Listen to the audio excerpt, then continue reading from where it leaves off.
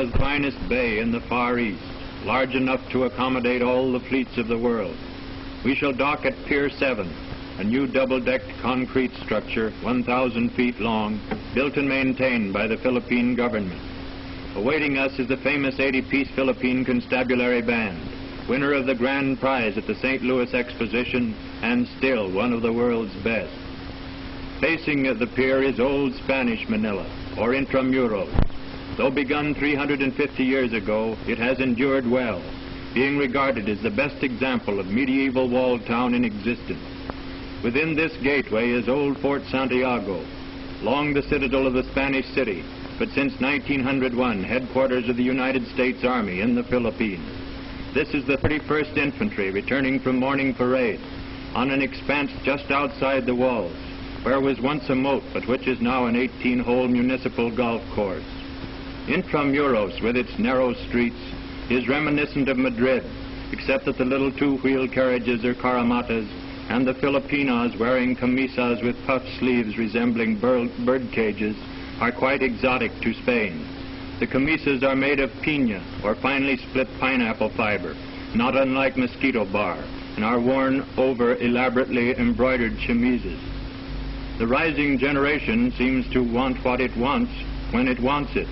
Perhaps that is why Manila is the only considerable city under the stars and stripes where prohibition is prohibited. Manila's most beautiful women generally are those with Spanish blood in their veins. This pair has been at Aurelia's in the walled city shopping for buntal hats, which are erroneously called Bangkoks in the United States and Europe. The best buntles manufactured in small towns for which they are named compare favorably with the finest of Panamas. Now they are in their caramata, note the elegant self-conscious charioteer, and with their purchases are returning to their homes on the opposite bank of the Pasig River, which divides modern Manila in twain. From the roof of the Masonic building we look down on Jones's Bridge, with the walled city on the far shore in the distance. Upstream, on an island in the river, is El Hospicio de San Jose, an asylum for foundlings administered by the Sisters of Charity. In the north wall of the convent is a turning wheel for the receipt of abandoned children. This infant, barely a month old, is being deposited herein by a chauffeur who vowed to me, the sisters did not question him, that he is quite unaware of the parent's identity. Another turn of that wheel will admit the nameless mite safely within the convent, where it will be reared, educated, and taught an occupation to enable it to be self-supporting.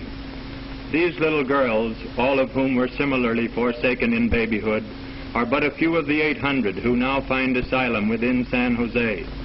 They devote every Thursday to the mending of their own clothes, a task of which they are especially fond, since they are taught to take pride in tidiness and cleanliness. This pretty little lady is a mestizo, that is, half Filipina and half something else, probably Italian, while this toothless youngster swears that she's an American, like Will Rogers, and just as proud of it. On the north bank of the Pasig is the Escolta, the principal retail street of American Manila, lined with banks, theaters, and drugstores. Not chemist shops, but drugstores, with ice cream, sodas, postcards, and pay telephones.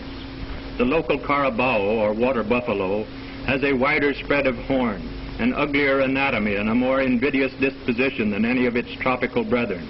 Still, it is the main beast of burden, its speed being wholly commensurate with the industry of the average peasant. One of the foremost sources of wealth in the Philippine Islands today is tobacco, great loads of which are carted through the city streets. Yet the plant was unknown here until imported from Mexico by the Spaniards in the 16th century. Now extensive cigar factories flourish, into which the leaves are brought in bales, then graded as to quality as to length and strength, before being delivered to the expert cigar makers, of whom one factory has more than 4,000, while in this room alone are 700, all engaged in entire lady nicotine, be she trim or a trifle plump, in raiment that will make man's mouth water. No cigar anywhere today is produced under more rigidly enforced sanitary regulation than is this one.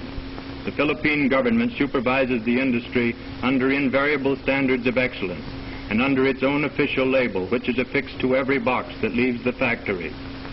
The cigars must be made from good, clean, selected tobacco, properly cured and seasoned, and from which all stems, dust, and scraps have been eliminated. No cigars made between sunset and sunrise may be graded as standard. This is Lady Nicotine at her best, a mild, plump, seductive creature. Just north of Manila's business district is Bilibid Prison, embracing 17 acres and harboring 3,500 transgressors of the law, the largest penal institution in the world. Retreat every afternoon at 4:30 o'clock is an impressive half-hour ceremony, when visitors are admitted to a central tower from which the ward buildings radiate like the spokes of a wheel, thereby enabling spectators to view the entire scene with ease. Selections by the prison band opens the review, following which the entire company engages in short calisthenic exercises, a feature that distinguishes Bilibid from other penitentiaries. Here the men are treated not unlike soldiers in barracks, being subjected to a system that grants privileges and metes out punishment according to conduct and industrial skill. Uniforms of different colors indicate whether they are trusties, prisoners of the first, second, or third class, or apprentices.